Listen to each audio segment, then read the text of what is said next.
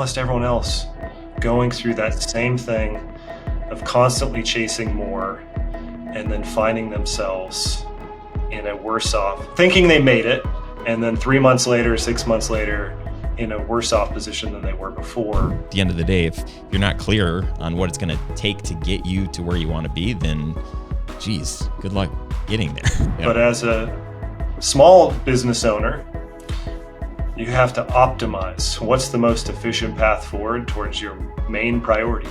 And that orientation is just totally different.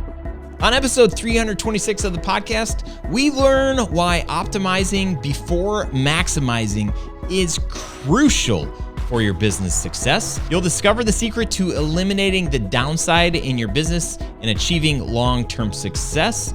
You'll also find out how to engineer luck in your business and seize new opportunities while also understanding the power of compound interest in the game of business and how to use it to your advantage.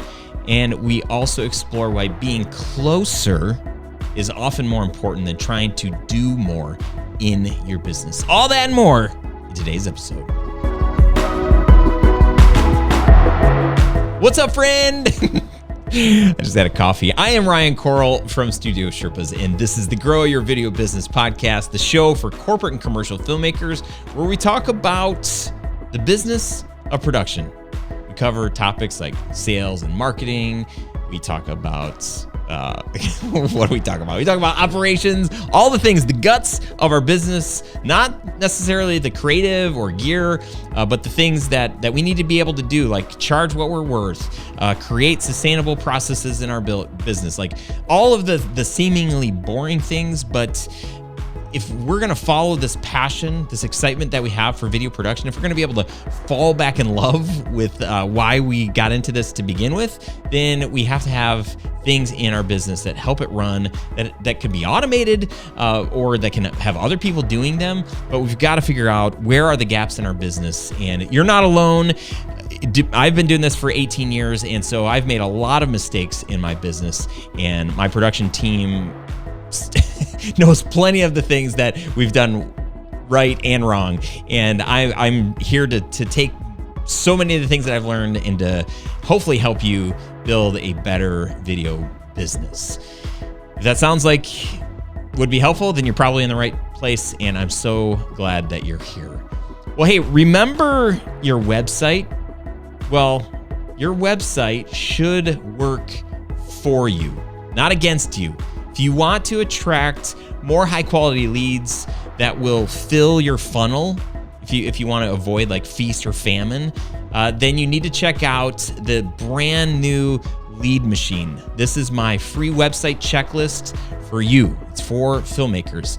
And with this checklist, you're going to be able to identify common mistakes that people make on their website that could be costing them business. And you can make some simple tweaks. These are some very easy things to optimize for lead generation. So I'm not talking about like overhauling your complete website, but making sure that you're doing more of the right things and less of the wrong things. So don't miss out on this opportunity to start generating more of the right kind of leads for your corporate filmmaking business. You can download the Lead Machine today at studiosherpas.com/lead machine. With that, let's jump into this episode. Really excited about this one. Also, buy Dan's book. It's so good. Here we go. Roll the tape.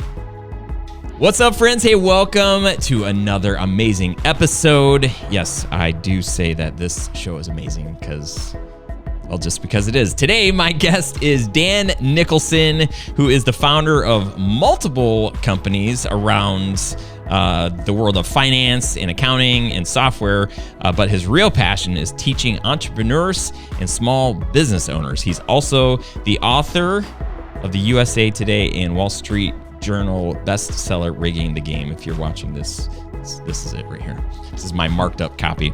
And the tagline, Rigging the Game, How to Achieve Financial Certainty, Navigate Risk, and Make Money on Your Terms. And he's also the host of a podcast called Rigging the Game. Dan, what's up? Welcome to the show. So pumped to have you. Yeah, excited to be on the show. Thanks. You're welcome. I like your shirt too, by the way. Try to keep people guessing. They don't expect the person who has the accounting background to have flowers on their shirt. That's what I was gonna say. I'm like, wait. Now I'm confused. I'm starting out real confused here.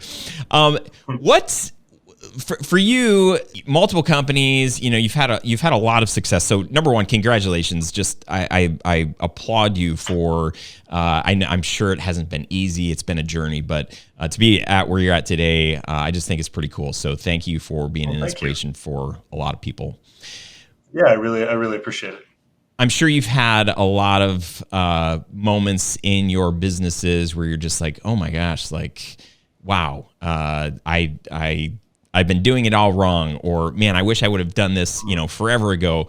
What's like one of the greatest epiphanies that you think you've had, where it's just like this, whether it was like a huge mistake, which this show is mostly filled with like my terrible mistakes in my own production business, but for you, what's one of those that stand out? Well, first off, I feel like you're inside my inner monologue. Yeah, there is a regular conversation that I have with myself about how did it take me so long to figure that one out. Yeah, probably the thing that comes to mind right away, and I talk about it a little bit in the book, is this idea of first you optimize, then you maximize. And what I realized was I went to business school, I got some business degrees, did some stuff. People can read about it. It's not super interesting to most folks, but did a bunch of things in the corporate space, and then I became a entrepreneur, full-time entrepreneur. I guess I've always been an entrepreneur, but actually full-time at that. And it took me almost a decade to realize that everything I learned in business school was the wrong orientation. You learn in business school how to work for a Fortune 500 company. And if you work for a Fortune 500 company, you just have one job. In fact, the CEO, people sometimes get upset about this, but the CEO just has one job, and it's a fiduciary responsibility: maximize shareholder value. That's their job. Maximize shareholder value. Maximize is about having the most. So you got to have the most revenue, most clients, most everything, right? And they can do that to some extent because they have the resources. And that's what I learned in business school, all these techniques. But as a small business owner, you have to optimize. What's the most efficient path forward towards your main priority? And that orientation is just totally different. And once I realized I need to be optimizing instead of maximizing, I started to realize, well, it's no wonder that clients ask me to build them budgets and all these other things, and then they never look at it, because those are tools built for big companies. There's a different approach for small businesses. So it's that sort of frame shift that kind of unlocked everything that I'm doing now.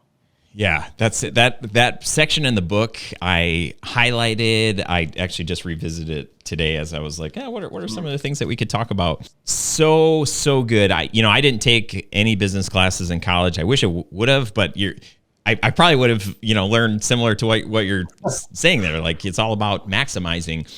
And it's so interesting because, we named this show Grow Your Video Business. And I think it can be like, at face value, it might seem like, like how to just grow your revenue and just like hire more employees. And that's actually what I thought early on in my business. I'm like reading, all about Steve Jobs and Apple, and I'm reading Zappos, Delivering Happiness book, and just all these business books, of these like massive companies and really good principles, and just assuming that this is the trajectory of my video production company. Like, you take it a step at a time, hire your first employee, then you double in size, then you keep making more money. And so for a long time, I just had this vision that I just need to keep like growing and growing. Well, today, like this show is really meant to serve in a way that you're kind of sharing here on like how to optimize, how to grow in profitability, how to grow in efficiency, how to grow closer to the life that you really want to live, which I think you just did such an awesome job outlining, so much so that each year, my family, we all choose words for the year that we're just feeling inspired by or sort of like called into. And I'm reading your book, but it's also kind of like this, like honestly, like this, like spiritual. Every time I make these sort of like land on these words, like there's like this spiritual connection, like with my faith. Yeah. And it's just so funny because I'm reading this book, Rigging the Game. It's all about like, getting closer to really what it is that you want. And so I chose the word closer. I was like, man, I'm so resonating with that word in a lot of different ways, like for work, in my faith, in my journey as a dad and as a husband. And I just love the challenge of just stopping where you're at and really trying to think and get clarity on what is it that you really want so that you can rig the game to get what it is that you really want, instead of just feeling this pressure to like keep growing, keep getting bigger, hire more teammate, getting a studio, like well, it's just like, it's what Ryan did. So like, that's what I got to do too. Or it's what so-and-so does. And that's what success is, I guess. But anyway, love how you laid that out. Well, first off, thank you for sharing that just to impact one person and kind of incrementally shifting to closer makes the masochistic endeavor that was writing a book kind of worth it. So thank you for sharing, sharing that. It took me a long time to land on that as well. So I definitely went when I was resonating with you sharing kind of reading all the different books and chasing all those different things. And so definitely have done the same. So for people who read the book, don't mistake it as I've just always known this. I had to go through a very similar process and start to realize and see the trends. I have the benefit of, through a CPA firm, of having looked at thousands of people's books over a multi-year period of time and seeing almost everybody following the same trajectory. And so I write from the experience of what I went through, but then recognizing almost everyone else going through that same thing of constantly chasing more and then finding themselves in a worse off, thinking they made it. And then 3 months later, 6 months later, in a worse off position than they were before, because their business isn't necessarily built to 10x. If it's okay with you, I'll share one other anecdote. Yeah, please. Example of a profound thing that changed the trajectory of how I think about businesses. So I have one of the businesses, an accounting firm, and I was trying to 10x. I read all those 10x type books. And then I realized one day, what if I wanted to 10x my friendships?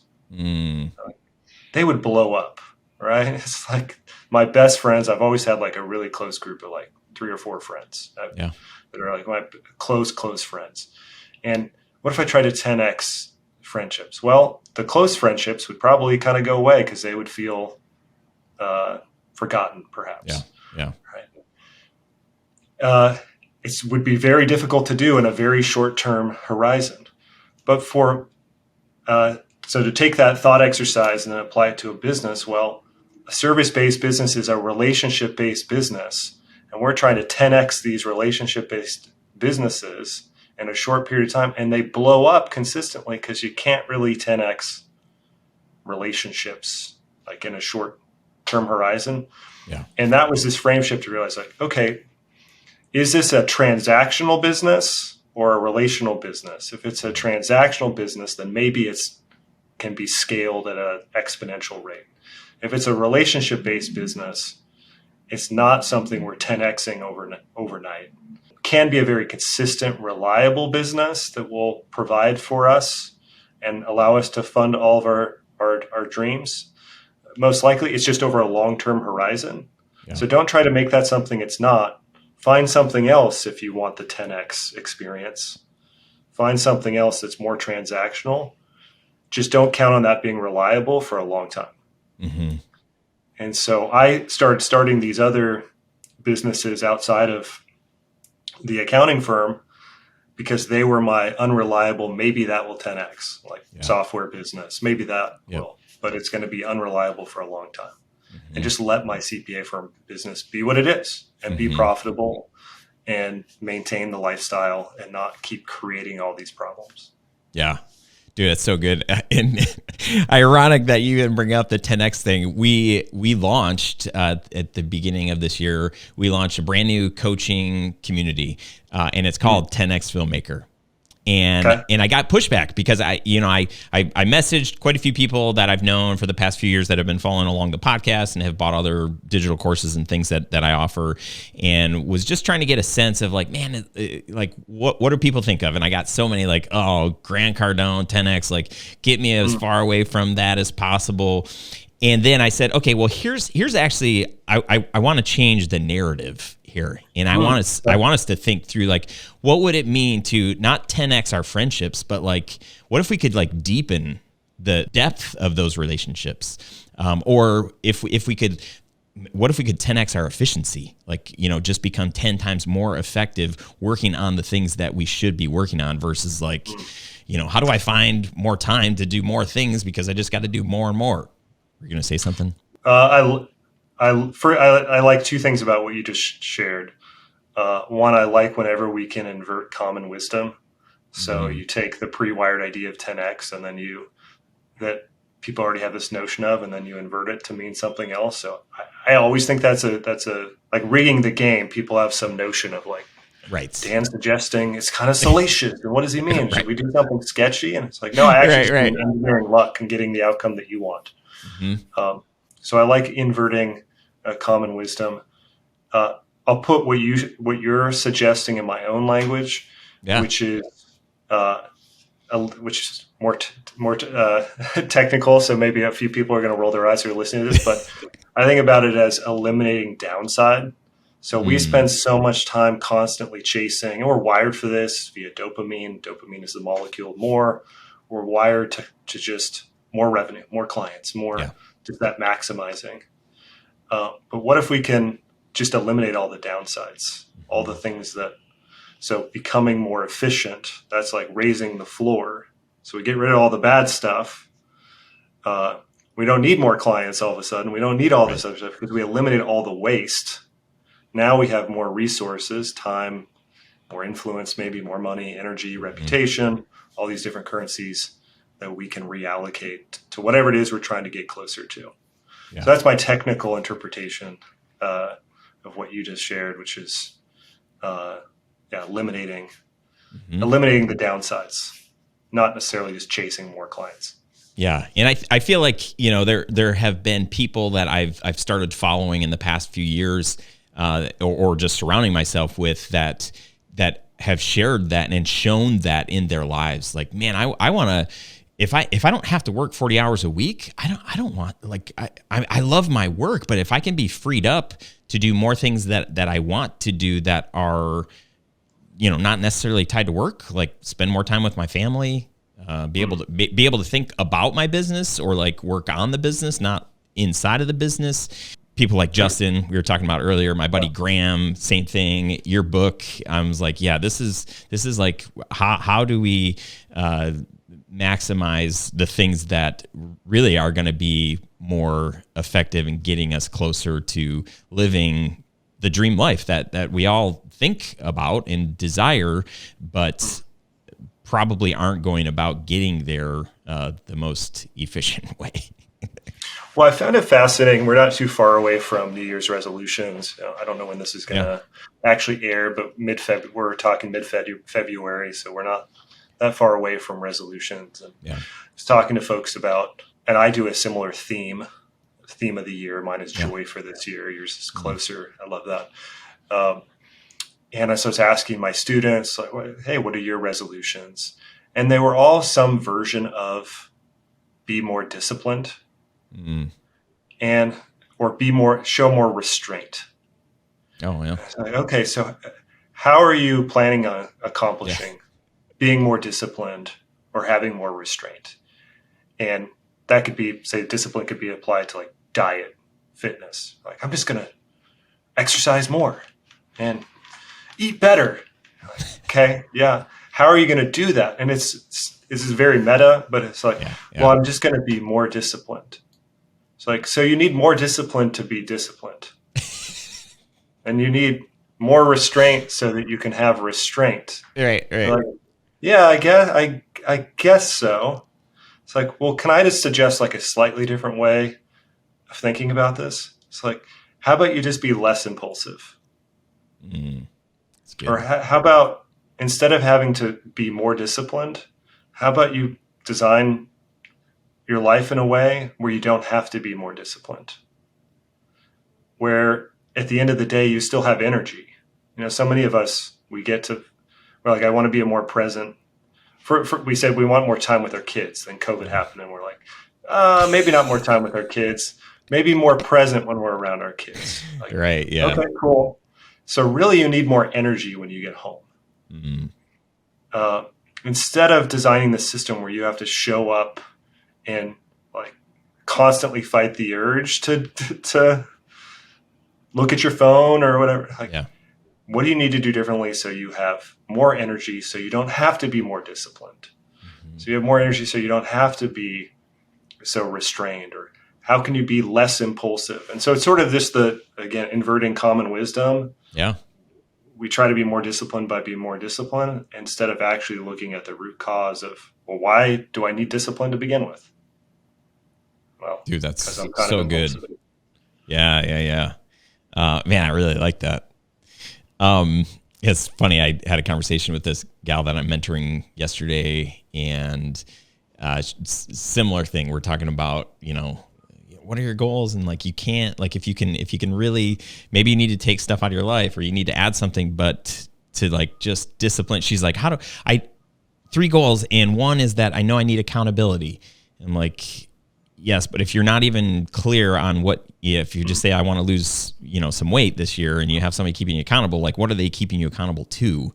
And to get very meta, because, at the end of the day, if you're not clear on what it's going to take to get you to where you want to be, then geez, good luck getting there. Right. Yeah. We tend back to we default to more. I need to do more of good stuff. And you're like, well, if you could actually do less of bad stuff, right, you get there fast. Less of bad stuff. I should just tell my kids that. If you guys could just do less of bad stuff, everybody would be happier, Well, there's that sort of like one instance during the week, for example. Maybe nutrition is your main thing. And so you start tracking your calories and your macros. Yeah. And it's like 6 days out of the week, you nail it. But on the 7th day, you go crazy and you more than outweigh the other 6 days. And so it turns out that it's that 7th day where if we could just put yourself in a position where you didn't totally blow yourself up on the 7th day, long term, you'd be in a better place. So maybe don't be so extremely rigid. There's actually a mental model called the rigid chaos model, where we have a bunch of chaos. So we try to solve it by having really rigid structures. And then the other side of the rigid structures, when they no longer work, is we go back to chaos. And we alternate back and forth. And it's like, we could just hold the middle ground. Yeah. That's how we're going to win long term. But we keep taking ourselves almost out of the game because we keep blowing ourselves up with doing something impulsive because we try to apply these really unsustainable structures to begin with. Dude, I love that. I'm even thinking about, we talk a lot about feast or famine in this business, and it's probably the case for a lot of businesses, but, creating a film for a business takes a lot of planning, a lot of prep, production, editing, all of that stuff. And a lot of times we when we're doing that, we don't have time to, do any marketing and to fill the funnel so that when this project's over, we've got, our next project lined up. That just, a lot of us aren't, especially when we're just starting out, especially when it's just us. We're the only ones working in the business. So trying to find what is that middle ground where the question always comes up. I just did a coaching call a couple of weeks ago, and multiple people are like, I just need to get more leads. How do I get more leads? How do I get more of the right leads?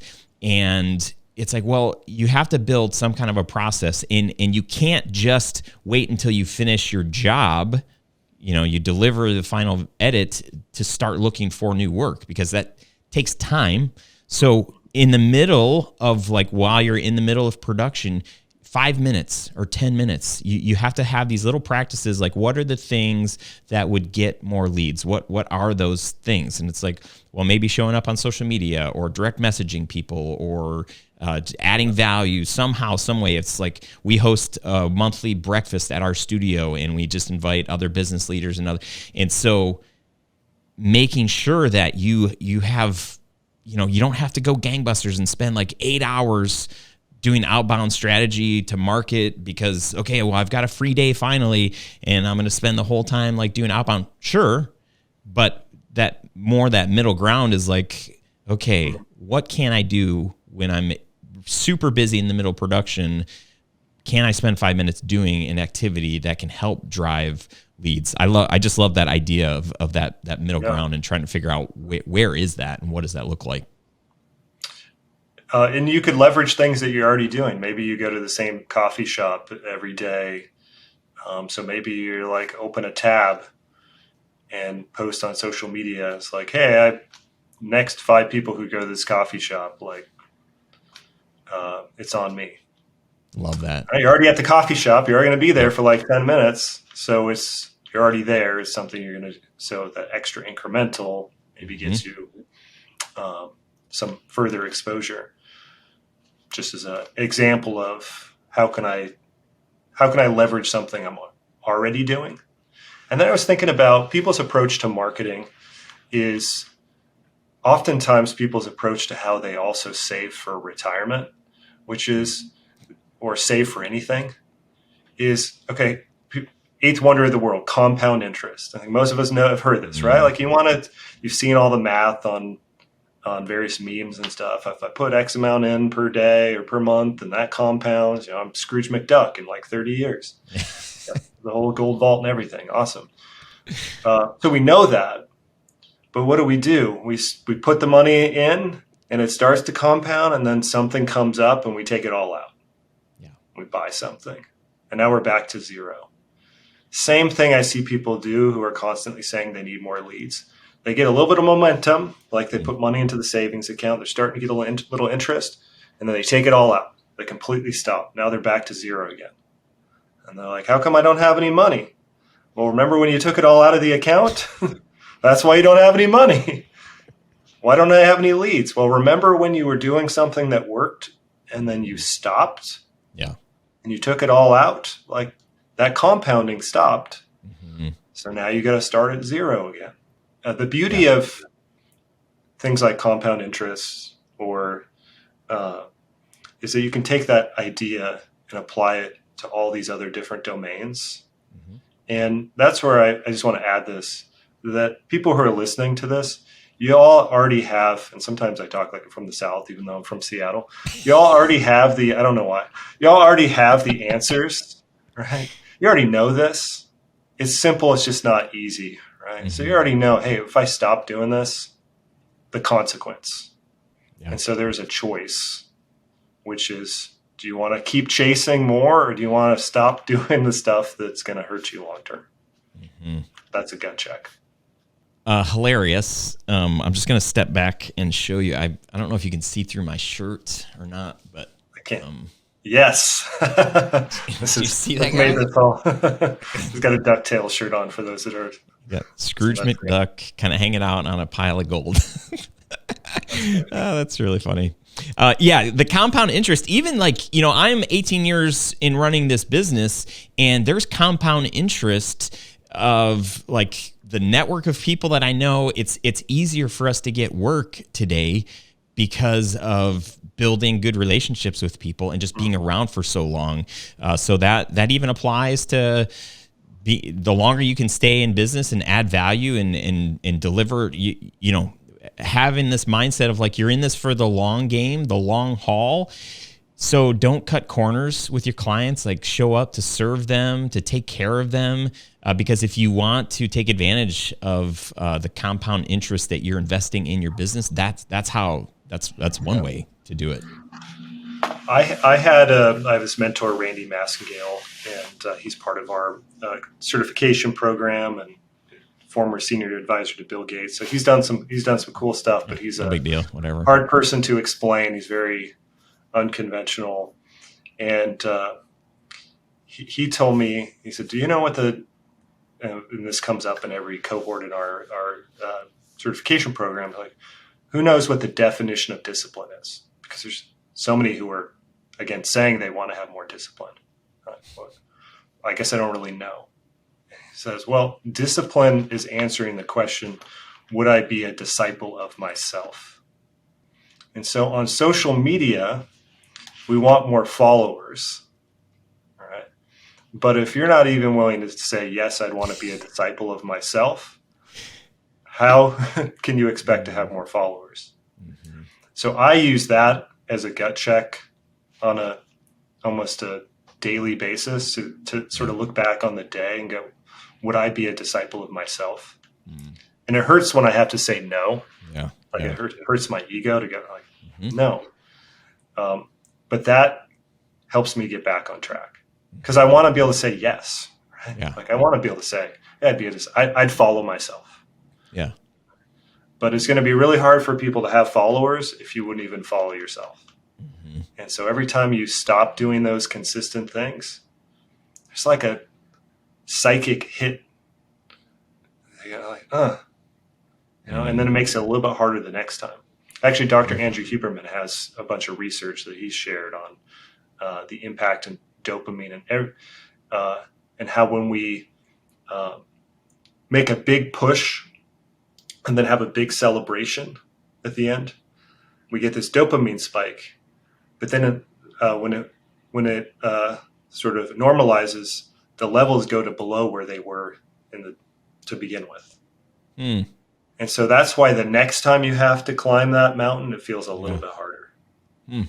So every time you make yourself have to do a big push and then you reward yourself for the outcome, not the process along the way, you actually are making it harder to do it the next time. And so you do that over 10, 20 years of starting your marketing and stopping, gets that much harder, that much more resistance. That is super wild. As soon as you ask that question, like, would you be a disciple of yourself? I'm like, I just want to like stop talking about this because I don't want to like force myself to answer the question because I don't want to know the answer.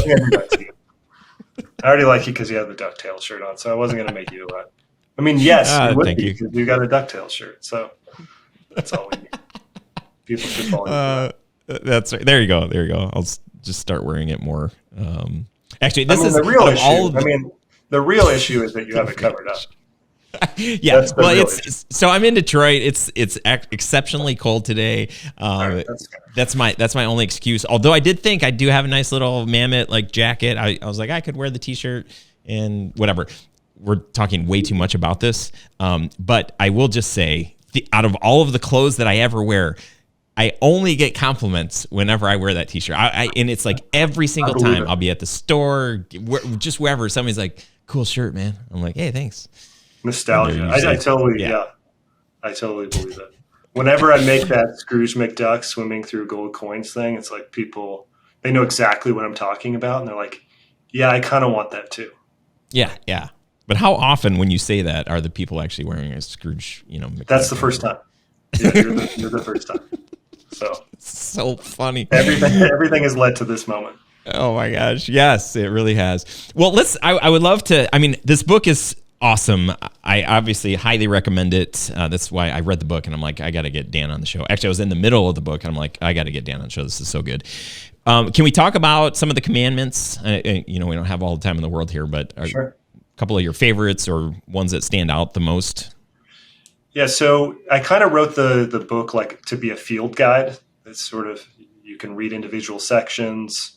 And so it's sort of built like a operating system. Here's how we think about engineering luck, or what I would call rigging the game. Yeah. And because I'm a little bit of a nerd, if people haven't figured that out yet already, if I'm building an operating system, I need some assumptions. What do I want? I wasn't going to say anything, but I like to make things explicit, painfully obvious.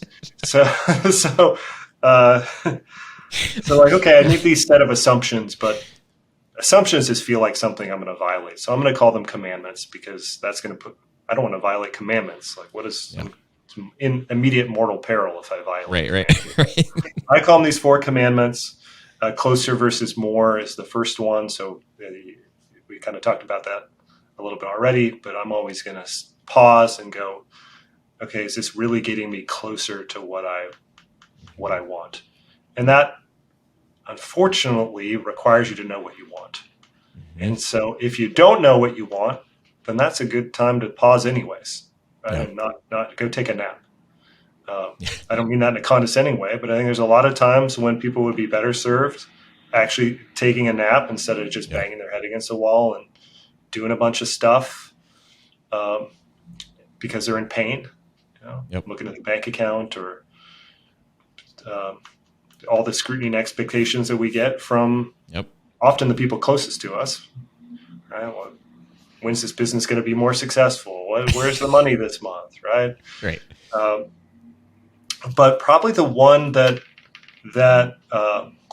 was the hardest one for me to ingest and make part of my life is the understanding the difference between what is a preference and what is, I'll call it binary, what is right or wrong. So I was that grade obsessed. I got some might say unhealthy, like my wife, unhealthy relationship with who knows you the best. And so I always crave like a scoreboard, like grades were a scoreboard for me. And so I was like got to get the best grades. There is a right answer because I'm going to get a grade on this. So what's the right answer? And kind of a recovering people pleaser. Of course, my wife always says, calls BS on that. It's like, when have you ever pleased me? It's like, yeah, but the rest of the world, recovering people pleaser. Oh, man. And so I had this, I've hired a bunch of kind of experts over the years. And one of them was a therapist helping me work specifically with men who were people pleasers. And I'd go in and we'd have like the same conversation because sometimes I got to hear it like many times apparently. Right. And I'd tell them all these things that weren't these like, hey, I joined this marketing mastermind and I'm doing all this stuff. And then, it ended badly. I'm not getting the results I expected. Like, what did I do wrong? He's like, Dan, when are you going to recognize you already have all the answers? It's like, well, that feels kind of arrogant. Yeah. Like I have all the answers already. Like this is what I'm paying you for is for you to just tell me I have all the answers. And then I come in the next week and I tell him whatever was on my mind. And then he'd say some version of like, Dan, when are you going to realize you already have all the answers? And so that went on for a while. And I finally realized, and he made it explicit several times. He's like, you're asking me preference-based questions that only you can answer. Like, yeah, I am, but there's also a right and wrong, right? Like it's like there's a way to do this. Like I appreciate that, but there is a right or wrong here. How do I get the 4.0? Right? What is the right marketing tactic? Like I got to get to that answer. It's like, no, it's a preference. Like, yeah, cool. You're not trying to grow this business. I don't even know why I pay you. Here I am telling him that it was arrogant of me to assume that I have all the answers as I'm arrogantly like dismissing what he's telling me. The irony of that is not lost on me. So finally I did realize, these questions that I keep asking, should I grow my business? That's a preference. One person could say yes, right? So one person could want to be Steve Jobs and they're going to go out and get private equity funding. And that's a totally different business than I'm starting this business because I want it to serve me. I want financial freedom. I want some certain legacy, but this business exists to serve me. These are the people that I call purpose-driven entrepreneurs. That's sort of my tribe of people. They want their businesses, et cetera, just serve them in whatever they're trying to get closer to. So should I grow my business? Should I work with my spouse? Should I, on and on and on. Those are preferences. You can't go to Google and type it in and get the answer that's right for you. And so the mental model is there a right or wrong? Okay, go Google it. Go hire the expert. Most of the things you're asking, there isn't a right or wrong. It depends. It depends on what you want. And again, initially as the person who wants to get all the good grades, I struggle with that. And then once I finally embraced it, it was like, so I get to do whatever I want. Like, I actually have way more freedom now to design the business that I wanted to run, and I can play my game. And so that has been this long journey, but ultimately very freeing realization that anything could work. I got to do what's going to actually serve me the most. Dude, that's so good. Super well said. Brings me back to the closer versus more, knowing what it is that you want.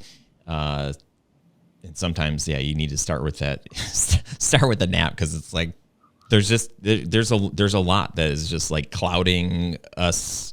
A lot of assumptions, a lot of things. It's like, oh, maybe I am trying to build my business like this person's, when I don't even know what their actual life is like, and do I want the repercussions of having that kind of a success or that kind of a business?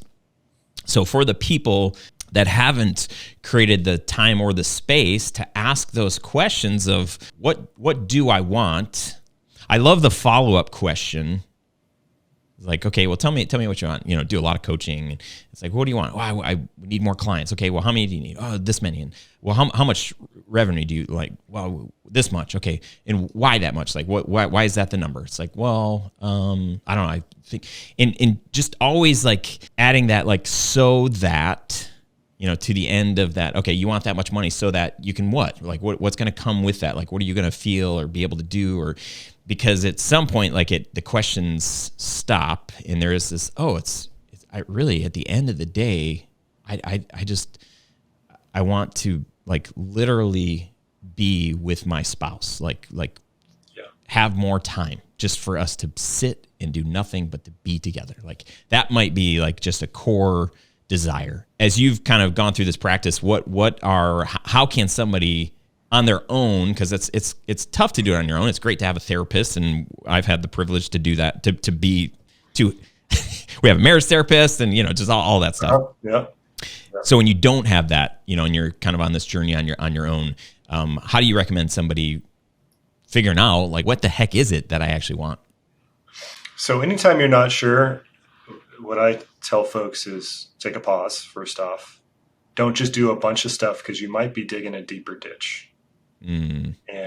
That's where I find that people can be unintentionally very exploitable by the charlatans on the internet who know that people are in pain.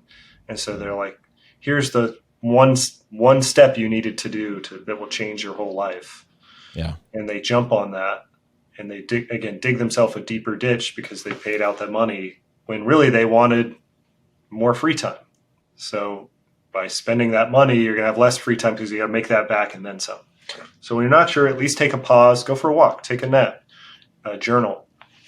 What we teach is repetition, intensity, purpose, or frequency, intensity, purpose. Okay. I think that the whole starting with why, I'm going to throw a couple stones here, and it's well-intentioned, but I think so starting with why it's a really nice concept. Like, it's nice, but it doesn't often work in practice because it assumes people know the answer to what their why is. Yeah. And so for many of us, we end up feeling more guilt and shame because they're like, what does it mean about me that I don't even know my why? Like, I'm 42, I'm almost 42, 42, married, I got these kids, and I don't even know what my why is. I'm steamrolling toward a midlife crisis here because what does it mean about me? And my life is half over, right? Yeah. So it's conceptually nice. Like, that would be great if we could sit down and know the answer to that. Mm-hmm. But many of us can't. Most of us can't, from my experience. So I think the better approach is, again, frequency, intensity, purpose. Do some stuff that you're passionate about. Sometimes Randy, he literally tells me, he's like, you know what you need to do for the next 3 weeks? He's like, I don't even want to hear any of your ideas right now. It's like, I want you to go every morning to the YMCA, and I just want you to put some shots up on the basketball court. Because that was my favorite hobby growing up. It's like, just go put some shots up. Well, what Randy knows, back to the unhealthy competition, is that I can't just go put a couple shots up, right? I can do that for like a couple of days, and then like the intensity starts to pick up, right? Now I got to play like 5-on-5 or 1-on-1, right? And then I get so the intensity picks up from showing up every day. And then from there, I get clarity. What do I really want? The purpose. So when people are lost, it's like, what are the things that you know give you life, give you energy? It could be anything. It could be going for a walk. It could be reading something spiritual. It could be putting up some shots. Doesn't matter what it is. The thing that you know gives you energy, do that. Do that consistently. You find the intensity. From that, you start to get clarity, because to me, you're coming back to your, and this is going to sound a little woo-woo, coming back to like your authentic self. Like we can put aside the things that the whole world has told us that we need to do and get some clarity. From there, I think people can start to find their purpose and isolate all the other noise. So that's the formula that I've found consistently works for folks, that helps eliminate the white noise. I love that, dude. You know what it made me think of? I was sharing this recently. Growing up, my dad loved fishing, went fishing a lot growing up, and then I didn't do it for a long time. And then I got married, and my wife, my in-laws, they all fish, and so I fell in love with fishing again. And what I realized is that I love bringing in a big fish. I mean, that's like super fun. It's super energizing. But there's so much of the time, the majority, like 99.9% of the time, at least for me, like I'm not catching a fish. But what I am doing is I'm thinking, and it's quiet, and I'm by myself. And my normal day to day is I love people. I love being around people. I'm a total extrovert. That brings me energy. But to like quiet everything and to like be able to, figure out like what do I want? And why do I want it? Like, what's the meaning of life? Like those questions, the times where I'm able to, be away from all the things, doing a very monotonous, cast. Just the same thing. I'm able to kind of lose everything and kind of recenter and find that like just the quiet that my body really, really needs. I think that's such a good share. And when maybe you feel like you're not sure what to do next, like, well, I should probably just go fishing. Yeah, it's good. Right? Because you're going to come back from that and you're going to have some clarity. And you might have prevented yourself from doing something just to chase some more dopamine. It's like, you know what? I thought I was going to start another business, but you know what? I went fishing and I got this clarity, and you know what? I don't want to do that right now. And that half a day or day just might have saved you 3 years of headache. Or you might have got there and you sat there and you got really charged up about the business. And you're like, I'm super passionate about this. It's a huge opportunity. But just going back to the root of the things that make you who you are, and it's so powerful. Dan, this has been so fun, man. I'm so grateful for the book and all the thought and the work that went into it. Really appreciate it. For me, I know a lot of other people are getting lots of value out of it. Thank you for sharing with us today. Where can people get the book? Obviously, Amazon and anywhere else. And like, how can they follow along with some of the cool stuff that you've got going on? So I keep hoping the book is big enough that I get the cease and desist letter from Amazon, because if you go to riggingamazon.com, that'll take you right to the checkout page to get the book on Amazon. Yes. So rigging Amazon. I can't take credit for that. My publisher, Anna Davis, she was like, this teamwork makes the dream. Buy riggingamazon.com. So that'll take you to the book. Otherwise, certaintytools.com has all the links to podcast, website, businesses, random stuff that I talk about that sometimes makes sense. Amazing. I think this whole episode was great until that very last, just saying, there's just this other stuff on it. Like, that's just a glimpse into my personality, I guess, which is like mostly sarcasm, mostly trying to have fun. Like I work in very technical areas typically where people take themselves really seriously. Yeah. It's like, we're all just people. That's right. It's really not that serious. Awesome, brother. Well, thank you again. How do you want to leave us today? I would tell people, if you're not taking actions to get you closer to what you want, what's the point? That's what I go. Boom. I love it. There's a mic drop. Mic drop. Dan, appreciate it. Thank you, brother. Really fun hanging out and just good stuff today. I really appreciate it. All right, my friend, I hope you enjoyed that episode as much as I did. Dan is such a stud. And seriously, grab his book. You can get links to all of the things from today's episode by going to studiosherpas.com/326. And make sure, don't forget, write this down. Unless you're driving, don't write it down. But go grab the lead machine to help make sure that your website is up to snuff. It's just a checklist. You can go through it. There's probably some things that you're going to learn and discover. Maybe like, oh my gosh, I didn't even think about having that on my website. So do an audit. Spend a few minutes auditing your website and use our checklist as a guide. You can get that at studiosherpas.com/checklist. And then let me know what you thought about this episode. Good, great. What are you doing different? Was there a part that just like resonated? I really feel like Dan talked about a lot of things that could be helpful and that might be resonating with you. So if you're watching this, leave a comment. Let me know what that thing is and or, are you going to do something because of it? If you want to shoot me an email and let me know, I would gladly receive your email, and you can email me at ryan@studiosherpas.com. If you like this episode, take a screen grab on your phone, share it with a friend. I would so much appreciate that. And if you want to go the extra mile and leave a review, please feel free to do that as well. There's a link in the show notes where you can just do that. So just go to the show notes page and you can just follow all the links, and that'd be amazing. So that's all I got to say about that. I mean, how about all these guests that have been on the show? It's so good. And how awesome that they come and they hang out and just dump like all sorts of amazing sound bites and nuggets for us. I am grateful. I love doing this show, and I'm glad that you've made it this far in the episode, because this is like well past where most people hang out, I think, on the episode. Appreciate you, my friend. And hopefully, if we have never met, hopefully we'll meet soon. Otherwise, I will see you on next week's episode. Until then, bye for now.